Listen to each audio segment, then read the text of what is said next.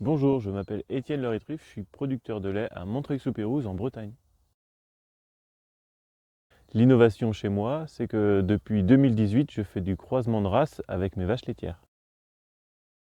Alors initialement, en 2018, j'avais un troupeau composé à 100% de vaches Holstein. Et donc depuis 2018, je croise en Jersiaise en première intention et ensuite en rouge suédoise ou en frisonne de Nouvelle-Zélande. Je me suis aperçu que la race Holstein, elle avait des limites dans nos systèmes où les vaches ont besoin beaucoup de marcher pour aller pâturer au loin.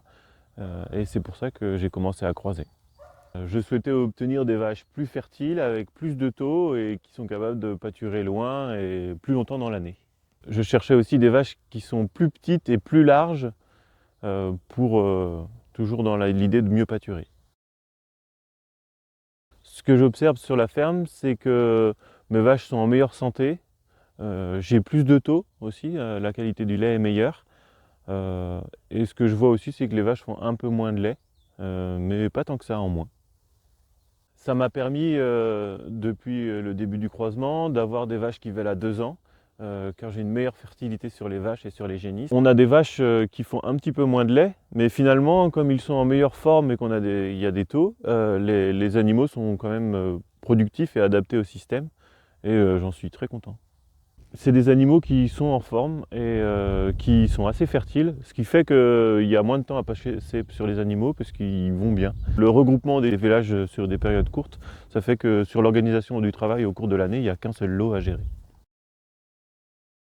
Si l'objectif de la ferme, c'est d'avoir des vaches vraiment très pâturantes, il ne faut vraiment pas hésiter à commencer à croiser en jarsiaise.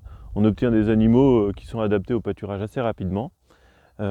Après, il faut accepter la baisse de production des premières années. Pour l'accouplement, il faut se réapproprier la gestion d'un bout à l'autre.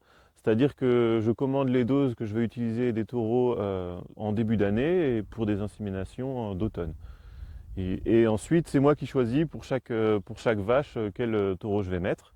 Et après, j'ai une petite méthode sur la déclaration sur la naissance des animaux. Je mets leur prénom comporte leur race de leurs parents. Moi, dans le croisement, j'ai choisi d'utiliser que des semences sexées parce que je ne veux pas de veaux issus de croisés mâles, donc surtout les jersiais parce qu'il n'y a pas de valorisation possible. Donc je fais que de la semence sexée. Et puis c'est pour les animaux qui ne vont pas coller, je croise en race à viande qui sont vendus ensuite.